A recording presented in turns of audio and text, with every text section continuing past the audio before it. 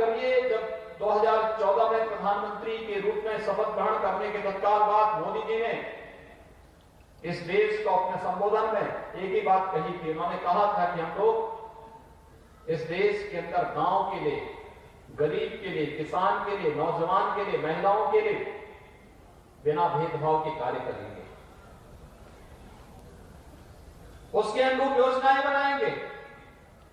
योजना में कोई भेदभाव नहीं हुआ। भारत का नागरिक, 135 करोड़ की आबादी का कोई भी नागरिक शासन की योजनाओं से लाभान्वित हो सकता है। उसकी एक पात्रता तय कर दी, पूरे देश के अंदर से समान रूप से लागू कर दिया गया। प्रधानमंत्री आवास योजना क्या किसी का चेहरा देख करके दिया गया? नहीं।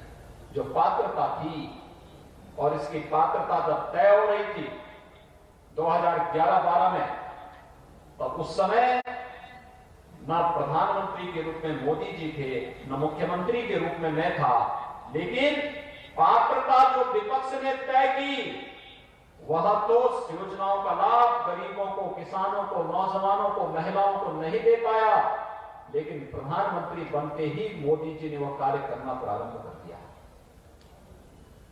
चाहे वह आवास की सुविधा हो, शौचालय की सुविधा हो, विद्युत कनेक्शन का है, रसोई गैस का है, आयुष्मान भारत का है, ये सभी योजनाएं तो दी ही। लेकिन अगर किसानों के बारे में ही हम देखेंगे, सॉयल हेल्थ कार्ड से लेकर के प्रधानमंत्री फसल बीमा योजना, प्रधानमंत्री कृषि सिंचाई योजना,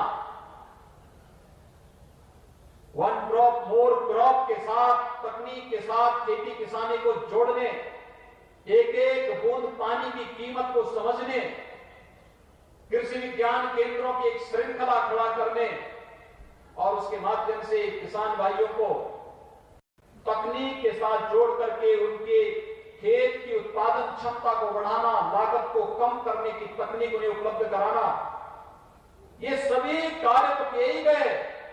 कृषि सिंचाई योजना के माध्यम से वे सभी योजनाएं क्रियान्वित होती हुई दिखाई दी जो वर्षों से, दशकों से लंबित पड़ी हुई थी।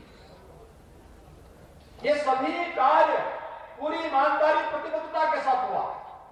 और याद करना, स्वामीनाथन आयोग की रिपोर्ट के अनुरूप अन्नदाता किसानों को न्यूनतम समर्थन मूल्य का लाभ भी मिले, यह काम किसी और ने नहीं किया।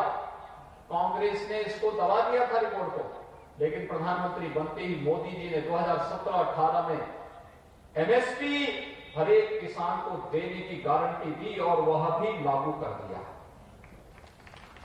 भाइयों बहनों, लोकसभा चुनाव के पहले जब फरवरी 2019 में प्रधानमंत्री मोदी जी ने किसानों के लिए किसान सम्मान निधि घोषित किया तो लोग बोलते थे चुनावी सगोफा है, ये चुनावी सगोफा है, ये बाकी बाद में वापस ले लिया जाएगा। और अकेले उत्तर प्रदेश में ही अब तक हमारे 2,30,00,000 किसानों को 22,000 करोड़ रुपए से भी अधिक राशि किसानों के खाते में प्रधानमंत्री किसान सम्मान निधि के माध्यम से प्राप्त हुआ है। और मान कर सकते हैं, एक किसान जिसको दवा के लिए, बीज के लिए, खाद के लिए 1,000, 2,000, 5,000 रुपए की आवश्यकता साल में पड़ती है, वह साहूकार से लेता है 20%, 24% में ब्याज लेता है। आज प्रधानमंत्री मोदी जी ने प्रधानमंत्री किसान सम्मान निधि हर किसान को सालाना 6,000 रुपए हम लोग देंगे। साल की 3 किस्त के आधार पर 2-2 हजार रुपए की 3 किस्त हम देंगे। और अभी 25 तारीख को प्रधानमंत्री मोदी जी फिर से देश के 9 करोड़ किसानों को, जिसमें से 2,30,00,000 तो केवल उत्तर प्रदेश के किसान हैं, इन सभी किसानों को प्रधानमंत्री किसान सम्मान निधि की 18,000 करोड़ रुपए एक साथ किसान भाइयों के खातों में देने वाले, सीधे अकाउंट में देने वाले हैं।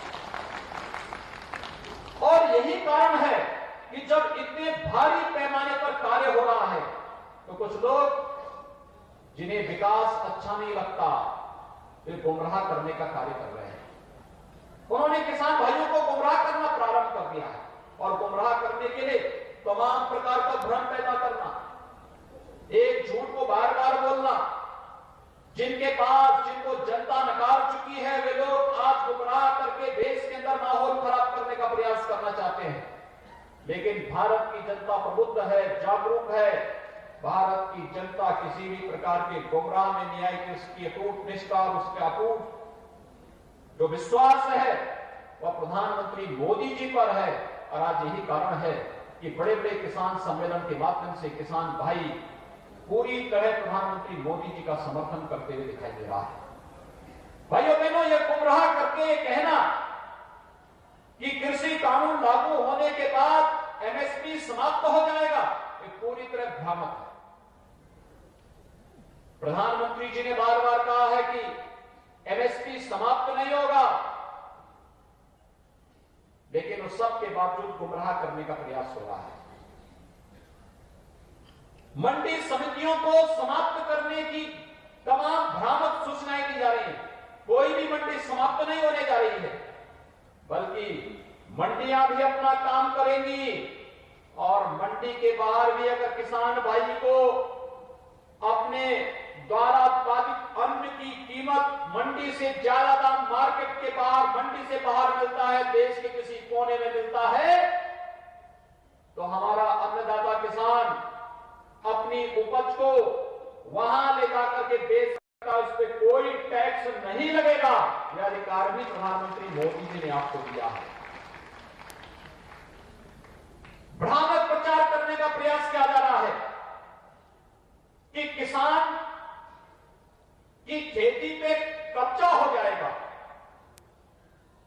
कोई कब्जा नहीं करेगा, अन्नदाता किसान के खेत पर कोई कब्जा नहीं कर सकता। ये तो म्यूचुअल अंडरस्टैंडिंग है